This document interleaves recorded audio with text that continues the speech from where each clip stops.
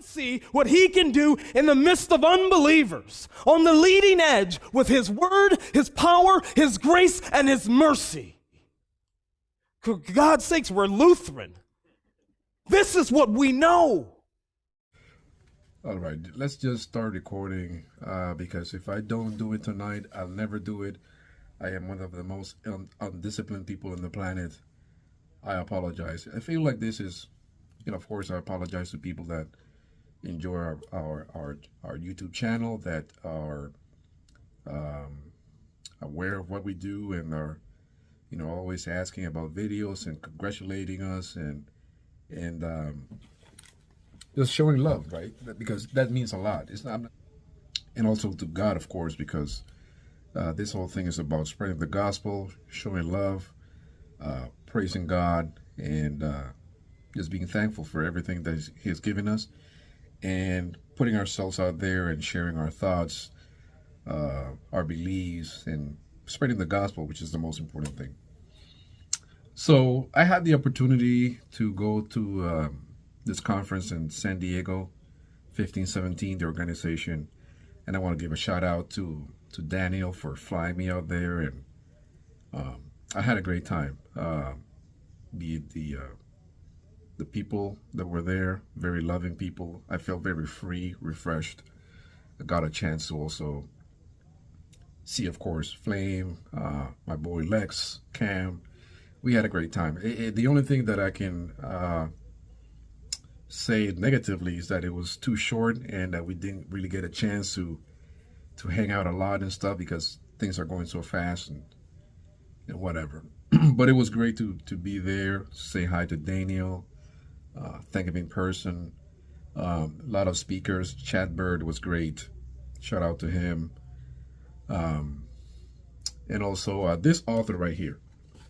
And this book, I don't want to be hyperbolic or exaggerate anything, but just to give you a little bit of things that have been going on with me. When you start growing and maturing, at least for me, there are certain things in your character, things of the past, things in the present, and things that you notice in your character, your personality that I am not very happy with, that I'm trying to fix. So I've been thinking about seeing a therapist, seeing a counselor, and many other things. And I even share with some friends here that I've made through the channel, and just Lutherans, because Lutheranism, we are a tight-knit circle. And I've shared with them this idea that I wanted to get a counselor. And of course, I've been praying about it, asking God to change my character, certain things that bother me sometimes, some nasty things. And this book just fell in my lap. And I'm so glad that he was not only there speaking about, because the author is David Zahl. I think I posted about it on Twitter. The book is Low Anthropology. I fully recommend it to all of you. He's not Lutheran. I think he's Episcopalian. He goes to Christ Episcopal Church. He's based in Virginia, yada, all of that stuff. He has written other books. He was Seculosity, How Career, Parenting, Technology, Food, Politics, and Romance Became Our New Religion, and What to Do About It. And he has written other books and articles and stuff. But he spoke, of course, primarily about this book because Seculosity was being offered to be bought, but both these books they went out like whatever. The people just took him over, and with good cause, because he was a great speaker, very entertaining. I laughed a lot with the examples that he gave. It was very humbling, and very helpful. And now, I had to go on Amazon, buy the book, order it. And I've said it online. It's one of those books which it's transforming. It's sobering. It's a lot of things that as an individual. I mean, because we know that we're not God. We're not perfect. We all have mistakes. We all know that, of course, I'm going to get an interruption. I'll be back. So funny. It never fails. Whenever I turn the camera, one of my kids does whatever. But here she comes. Anyway, so yeah, I was speaking to two close friends, about this thing and praying about it, and got to this conference, and I realize it was an answer to God's prayers. You know, so basically, and so what I plan to do is, I want to do a series of videos. I want to do maybe, so this book has, let me see. Like I said, I'm not terrible. So 203 pages. It has something like, let me see. Let me see how many chapters. It has 10 chapters divided in 3 sections. And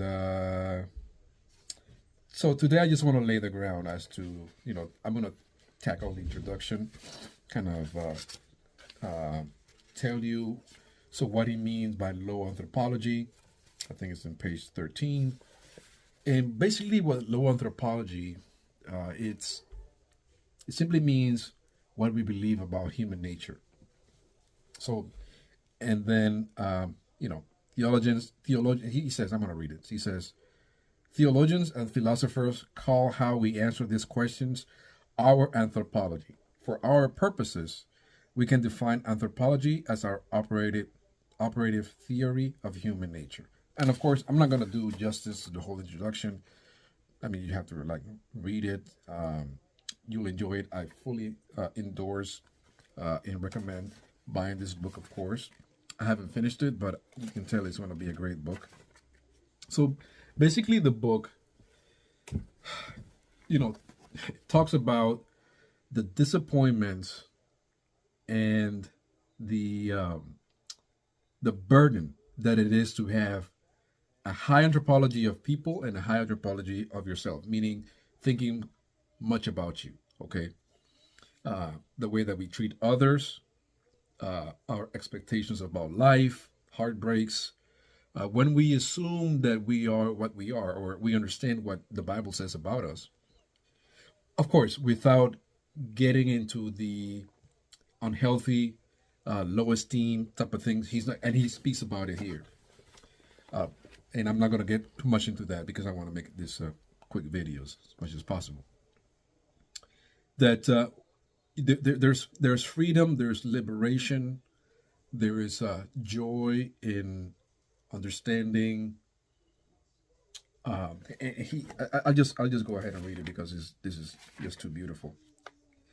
And I really appreciated this. This is in page 22. I'm going to read these 2 paragraphs and close it. And as we continue reviewing other chapters that I find interesting, or, something that I can comment on, whatever, we'll develop more of the ideas. But page 22, he says this. The reality is that low anthropology paves a way for real growth and momentum. It does this because it shifts a person's hopes from their own internal resources, and then he says, parentheses, willpower, discipline, natural energy level, close parentheses, to external possibilities. It opens a person to the outside world, to the possibility of life and the surprise of grace. This thing meant so much. I highlighted it. It meant so much to me, and I feel it's gonna really help me in my day-to-day life. The disappointments, the way that some people treat you, how you treat others. I think it really impacts all of it. And of course, when I read about shifts a person holds from their internal own resources to external possibility, immediately I thought about my friend Flame and his song, and this album and song Extra Nos, which is, of course, this Latin phrase that means outside of us. that our salvation is not within our resources, our willpower, which is just a heartbreaking idea that I had to hear again when I visited one of our local churches. I won't even mention the denomination. You can you can figure it out. That it was such a burden, it was so heartbreaking to see, the pastor from the pulpit laying upon his people, in ignorance, because when you don't know, you don't know. But it was heartbreaking, you have to try harder, you have to pray harder, your disciplines, and that's the antithesis of what Christ came to do. Of course, we do have responsibilities, but our motivation is not to please God or whatever. So you get that concept. We're all Lutherans here. Most of us are. And it was so extra nos is what immediately came to me. The source of energy for me doesn't come from the inside. It comes from the sacraments. It comes from the reality that I know that I'm going to fail, that I make mistakes, that, and it opens me up to external possibilities, to the outside world, to the possibility of love. Love in the sense that you cannot have real love if you're painting an image, feigning to be someone else. Later down the road, in chapter 1, he talks about how people from all walks of life, were, they were asked to by a judge to do therapy, like group therapy. And David lays an example of this girl that thought she was not going to fit in this group because she felt like her life was the worst. And then when she goes there and everybody starts sharing their stories and their weaknesses, the crimes that they had committed before, it created a real bond between them. And love started springing out of those shared experiences. And it was a beautiful example. And, personally, I can tell you, if I may, my closest friends are people that have either fought against, literally like punches, or, be down and out people, like in episodes in the past where I was like homeless or, those are my dogs. Like, we know the good, the bad of each other. There's no judgment. It's real love. And so he speaks about that, like the possibility of love and the surprise of grace. That even like the man in the Bible, I'm a dog, but even dogs can eat from the crumbs of the table. Jesus was so close to sinners, to the lost, to people that were cast out from society. The possibility of love and the possibility of grace. Extremos. But then there were so many phrases here, but one of the last ones that I came across and I thought was so beautiful was this one. Anthropology keeps the avenues of communication open. It provides a bulwark against burnout. And you can figure it out. You're burned out because you have all these expectations, this burden upon yourself. You have to perform the Instagram thing and who's more beautiful, who has more exciting family life and has a great job and great vacations and all this performance thing. You're going to get burned out. And then it says, it has led to a kinder view of myself and a fount of curiosity, courtesy, honesty, humor, compassion, connection, and love. And that's what I want to be as an individual. That's what I aspire to be. If I can understand my failures and how God has been so kind to me, I can navigate the world knowing that, hey, I don't have to be perfect for nobody. Not even for myself. Not even for God. I'm in Christ. I'm baptized. Every Lord's Supper, I partake of the sacraments. And this is a great relief.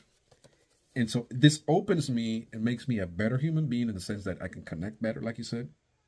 Humor, compassion, courtesy, curiosity. Curiosity is a big one for me because, and he explains this somewhere. He says,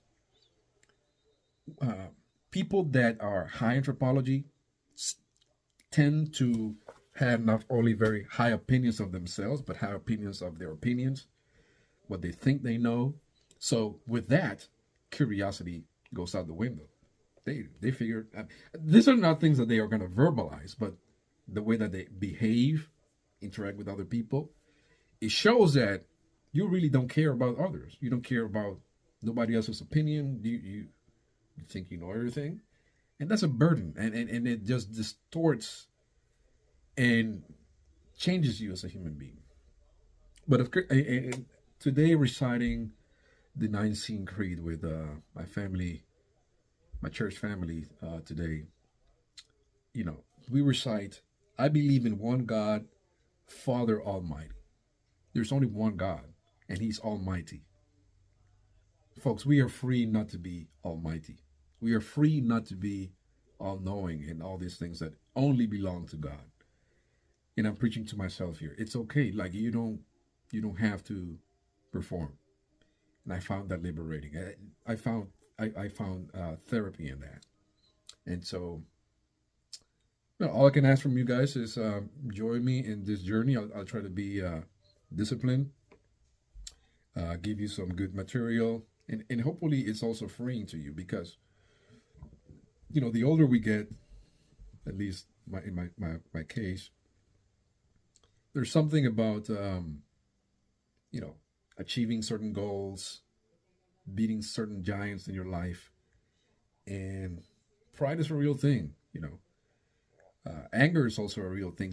Judgment of others, belittling others, and things of this nature, it can be really destructive. And as Christians, we need to keep, that centered in our mind. Thank you for watching this video. I hope this was of value to you. And I'll see you next time. Within next week, I'm going to have something new. I'm already reading the next the first chapter. Fascinating stuff. I can't recommend this book anymore. It's profoundly human, profoundly Christian, profoundly humbling, but without even pretending or beating you over the head with the Bible, that kind of stuff. It's grace through and through. It's biblical through and through, but without quoting Bible verses or anything. The concepts are clear. I just love it. I think David Zahl did a great job, and I'm just very happy to have this book in my collection. See you next time. Bye-bye.